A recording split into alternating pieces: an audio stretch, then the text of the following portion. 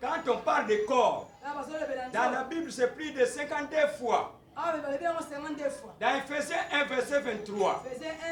Si vous lisez Ephésiens 1, verset 23, on nous dit que le corps de Jésus représentait l'Église.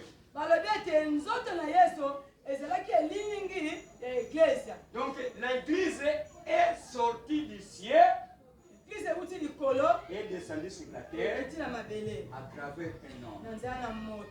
Dans Matthieu, chapitre 16, quand Jésus voudrait connaître auprès de ses disciples et d'autres qui le suivaient, ce n'est que Pierre qui avait réussi à cet examen-là. Et même Jésus lui-même avait douté de Pierre. De la manière que je te connais, avec la chair de l'esprit, avec le sang humain, tu ne peux jamais connaître ce que moi je sais. Mais si tu as connu cela, c'est mon Père dans le ciel qui t'a soufflé. Comme tu as cette révélation, c'est toi Pierre, moi Jésus, je bâtirai mon église.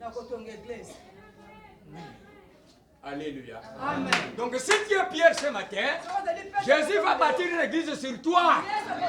Alléluia.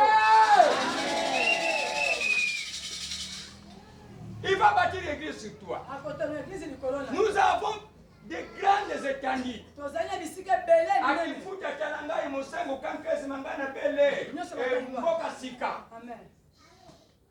Où les gens sont en train de souffrir. On a besoin de celui qui a la divinité de Dieu. De pouvoir leur apporter la solution. Et si vous écoutez cette parole, Dieu est en train de vous former d'aller là-bas.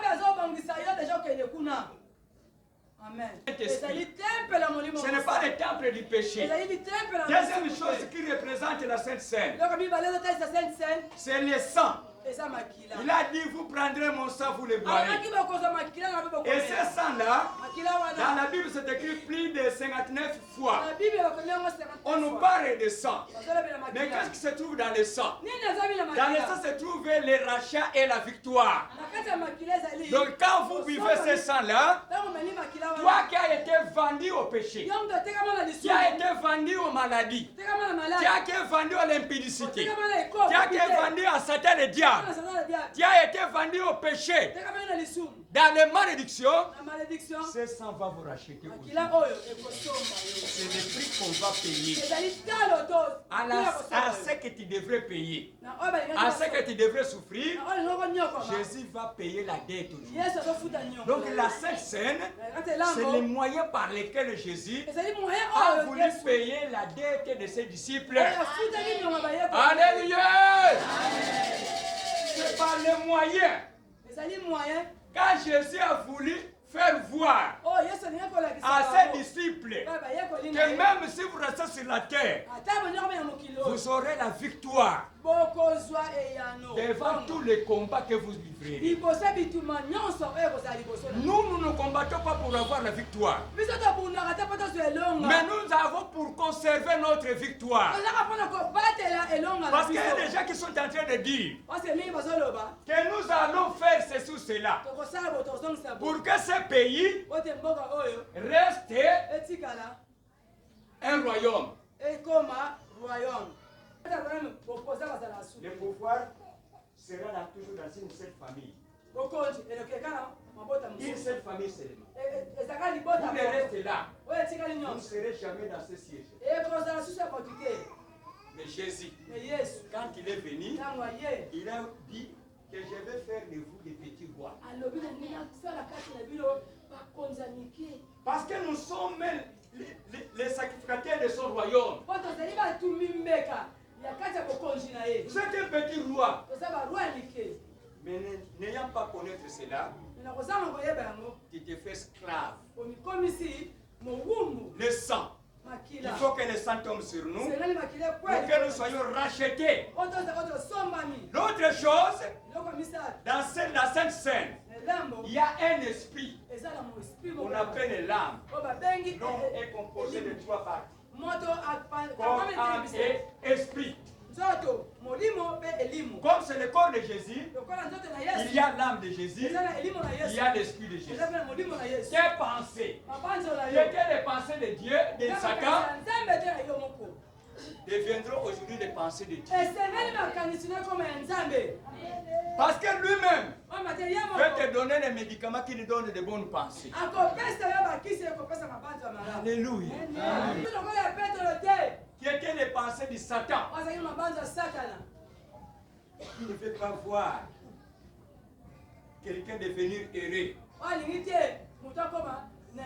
Il faut parler de mal contre cette personne-là. Et il va bandir. C'est que soit qui kiss. Alléluia. Il faut connaître ces choses ici. D'être élevé, les gens parleront du mal contre toi. Et si toi, tu n'as pas la divinité de Dieu, tu se laisseras faire. Ah, natiki kaka. Nasana boy. Ona sando. Nasana boy. Ona samu yibi. Nasana boy. Nasimbi kiss. Ah, etika kaka choko. Alléluia. C'est la différence. Il faut qu'il fasse la différence pour connaître le vrai Dieu. Amen. On parle de Gédéon. Il était pauvre. Dernier enfant de la famille. Qui n'a pas fait armée. Mais on l'a choisi.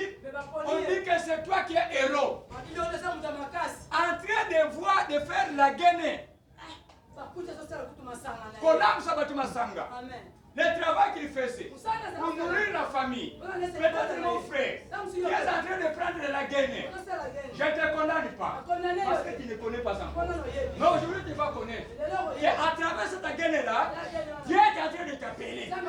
Il va faire de toi, c'est lui qui va fabriquer les vins qui donnent la repentance. Alléluia. Jésus ne choisit pas quelqu'un pour le plaisir de choisir. Il y a quelque chose que tu es en train de faire, mais à travers cette chose-là, tu peux le faire mieux plus que ce que tu es en train de faire. Il est le Dieu de perfectionnement. Il est le Dieu de l'intelligence. Il est le Dieu de sagesse. Il sait qu'avec cette eau, je peux faire du vin. Jean chapitre 2, le premier miracle. C'est là où nous tombons. Il n'y avait pas seulement l'âme. Il y avait aussi le vin. Mais ce vin-là, ce n'est pas le vin de Kimbuta. Mais c'est le vin qui donne la bonne joie. Le vin qui élève quelqu'un. Le vin qui donne la force de pouvoir combattre Satan, le diable. Et ce vin-là, c'est le Saint-Esprit. Alléluia. Ça se trouve dans la Sainte Seine. Et dans la Sainte Seine, l'ensemble fait la divinité de Dieu. Tout cela, tout cet équipement-là, c'est ce qui fait que Dieu agisse en toi. Parce que tu es devenu au complet. Et en dernière chose, dans cette Sainte Seine-là, il y avait une calice. Il y avait la coupe. La coupe là, c'est lui qui connaissait les secrets dans la Bible. Dans l'Ancien Testament, c'était le petit Joseph. Amen. Alléluia. Il connaissait les secrets de cette coupe là. Il savait qu'à cette coupe-ci, je serai sauvé moi avec toute ma famille. Alléluia. Alléluia. Tu es là aussi, tu es une coupe de Dieu. Si tu crois que tu seras sauvé avec ta famille, Dieu va utiliser toi pour qu'il voie les miracles dans votre maison, dans votre quartier, dans votre commune, dans votre pays, et les gens courront vers toi.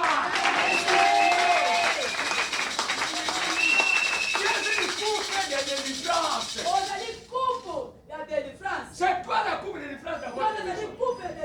Ne regardez pas les nez qui a échoué. Ne regardez pas les cadets qui a échoué. Dieu veut maintenant utiliser les petits les petits de la famille, les derniers de la famille. C'est là il avait dit, les premiers seront les derniers et les derniers seront les premiers. Alléluia! Peut-être qu'il y a des blagues vers les grands frères, vers les grandes sœurs. Dieu n'est plus encore dans cette option-là. Dieu a changé sa vision. Il change sa vision. Parce que ce n'est pas un Dieu d'habitude. C'est un Dieu qui change sa manière de travailler. Il a vu que Moïse ne plus encore sur ma voix. Il a écarté Moïse. Il a mis Josué. Alléluia. Alléluia. Ne soyez pas dans les coutumes de vos familles. Ne soyez pas dans les coutumes de vos assemblées. Moi, je ne suis pas dans les coutumes là. Je suis de l'épée du plein évangile. Mais je travaille selon le droitier que Jésus m'a montré. Alléluia. Il est vivant. Il est vivant. Nous allons lire Jean chapitre 6. Jean chapitre 6. Qu'est-ce que Jésus a dit? Il a dit ceci. Vos pères ont mangé la manne et ils sont tous morts. Mais moi, je vous donne le pain qui donne la vie, le pain qui enlève la soif. Ce pain, c'est lui-même. Il faut que tu le manges. Nous sommes dans Jean chapitre 6. Qu'est-ce qu'il a dit? Verset 48. Je suis le pain de vie. Vos pères ont mangé la manne dans le désert et ils sont morts. C'est ici le pain qui descend du ciel, afin que celui qui a mangé ne meure point. Je suis le pain vivant qui est descendu du ciel. Si quelqu'un mange de ce pain, il vivra éternellement. Et le pain que je donnerai, c'est ma chair que je donnerai pour la vie du monde. Et là-dessus, les Juifs se disputaient entre eux disant, comment peut-il nous donner sa chair à manger? Ce qui est impossible est possible à Dieu. Alléluia! Là où tu es limité, là où on a mis des barrières, là où on a mis une mer rouge, là où on a mis les mers Jourdain, toi tu vas sauter ces mers-là. Alléluia. Alléluia. Alléluia. Alléluia. Alors, passe à la table du Seigneur. Il n'y a pas de barrière. Il n'y a plus de barrière. Parce que Jésus a vaincu le monde. Il a vaincu le monde. Il a dit seulement, prends courage. Prends courage. Il a tout vaincu. Il n'y a rien qui n'était resté. Aucun démon n'a pris. Alléluia. Pour terminer, nous sommes dans Luc chapitre 15. C'est là maintenant on va voir ce que Dieu veut de toi. Dans Luc chapitre 15, c'est un texte que nous lisons de temps en temps. Mais souvent on ne comprend pas au profond. Dans Luc chapitre 15, c'est un long texte, mais je vais prendre seulement ce qui va nous aider. Verset 11. Il dit encore, un homme avait deux fils. Le plus jeune dit à son père, mon père, donne-moi la part des biens qui me doit. Et le père leur parla en son bien. Leur partagea son bien. Mais père, 2 jours après, le plus jeune, qui était fils, ayant tout amassé, partit pour un pays éloigné où il laissa son bien en vivant dans la débauche. Le reste, nous allons comprendre. Je vais un peu rester sur le mot débauche. Je venais de le dire que si nous regardons les institutions du Congo, il y a des à boire et à jeter. J'avais dit que ce qui était avec Mobutu, quand Mobutu est parti, ils sont accrochés à Kabila le père.